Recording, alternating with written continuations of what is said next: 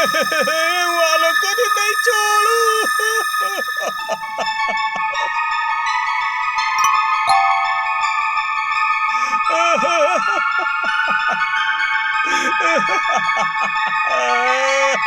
એની છત્રછાયામાં જીતો રહીને એટલી આપણી બેઇજ્જતી કરી ગઈ. ત્યાં સુધી હું ગુરદાસના કાતિલોને સજા નહીં આપું.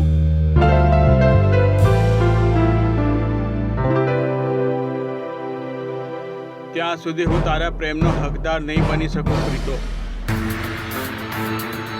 ખબર નહીં મને આ જીત મારી મારા બાળકોથી કે તારાથી કેટલો દૂર રાખશે મને.